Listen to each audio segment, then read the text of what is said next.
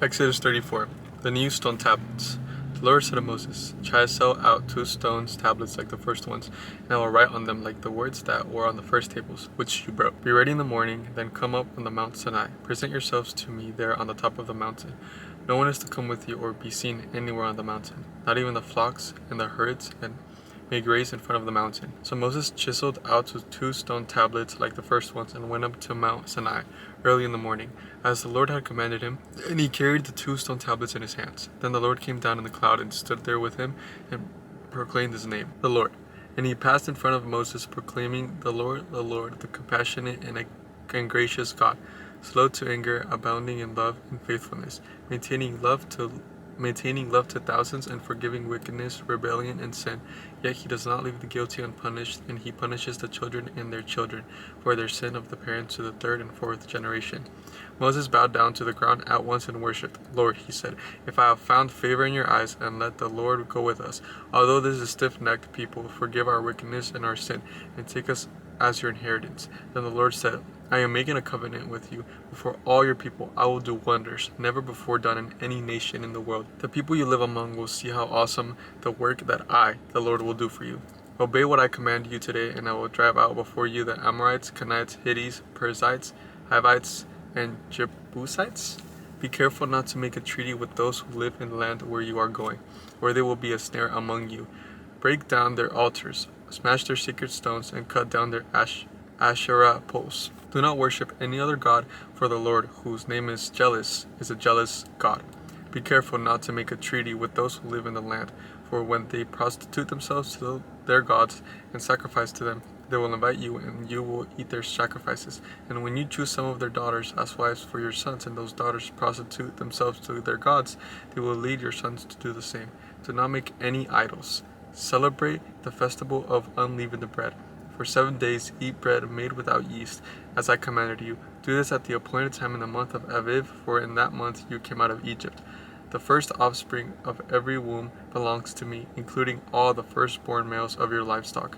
Whether from herd or flock, redeem the firstborn donkey with a lamb. But if you do not redeem it, break its neck. Redeem all your firstborn sons. No one is to appear before me empty-handed. 6 days you shall labor, but on the 7th day you shall rest. Even during the plowing season and harvest you may rest. Celebrate the festival of weeks with the first fruits of the wheat harvest, and the festival of ingathering at the turn of the year. 3 times a year all your men are to appear before the sovereign Lord, the God of Israel, and I will drive out nations before you and enlarge your territory, and no one will covet your land when you go up 3 times each year to appear before the Lord your God. Do not offer the blood of a sacrifice to me along with anything containing yeast, and do not let any of the sacrifice from the Passover festival remain until morning. Bring the best of the first fruits of your soil to the house of the Lord your God. Do not cook a young goat in its mother's milk." Then the Lord said to Moses, "Write down these words, for in accordance with these words I have made a covenant with you and with Israel." Moses was there with the Lord 40 days and 40 nights without eating bread or drinking water, and he wrote on the tablets the words of the covenant, the 10 commandments. The radiant faces of Moses. When Moses came down the Mount Sinai with the 2 tablets of the covenant law in the hands, he was not aware that his face was radiant, because he had spoken with the Lord. When Aaron and all the Israelites saw Moses, his face was radiant, and they were afraid to come near him. But Moses called to them. So Aaron and all the leaders of the community came back to him, and he spoke to them. Afterward, all the Israelites came near him, and he gave them all the commands the Lord had given him on Mount Sinai.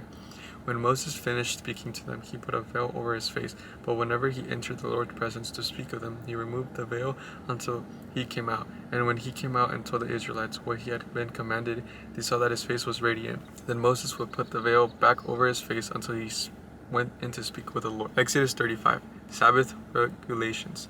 Moses assembled the whole Israel community and said to them, "These are the things the Lord had commanded you to do. For 6 days work is to be done, but the 7th day shall be your holy day, a day of Sabbath rest to the Lord.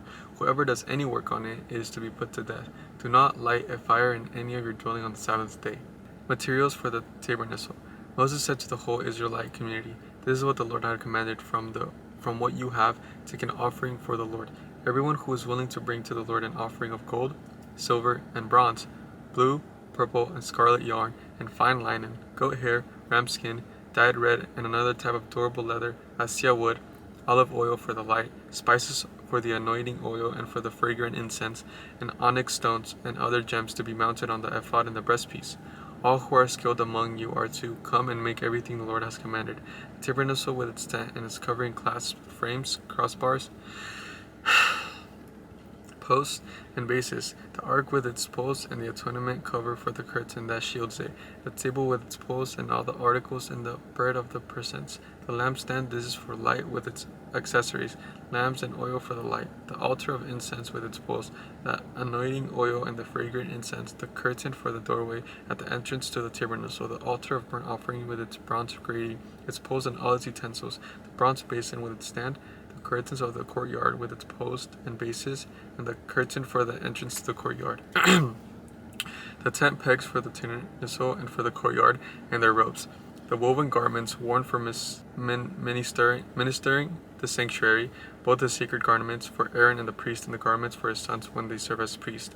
Then the whole Israelite community withdrew from Moses' presence, and everyone who was willing and whose heart moved then came and brought an offering to the Lord for the work and the tent of meeting, for all the services, and for the sacred garments. All who were willing, men and women alike, came and brought gold jewelry of all kinds, brooches, earrings, rings, and ornaments. They all presented their gold as a wave offering to the Lord. Everyone who had blue, purple, or scarlet yarn, or fine linen, or goat hair, ram skins dyed red, or the other durable leather brought them.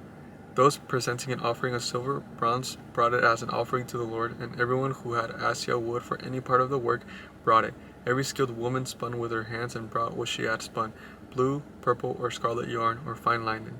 And all the women who were willing and had to the skill spun the goat hair. The leaders brought onyx stones and other gems to the mounted, to the ephod and breastpiece. They also brought spices and olive oil for the light, and for the anointing oil, and for the fragrant incense. All the Israelite men and women who were willing brought to the Lord free will offerings for all the work the Lord through Moses had commanded them to do. Bezalel, and Oholiab.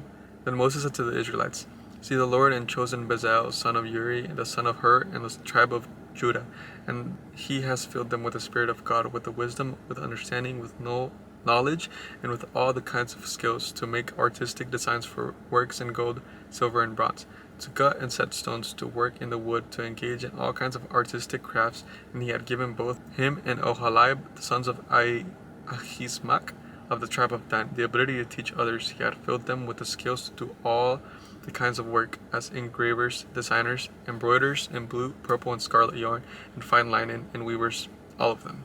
All right, chat tomorrow.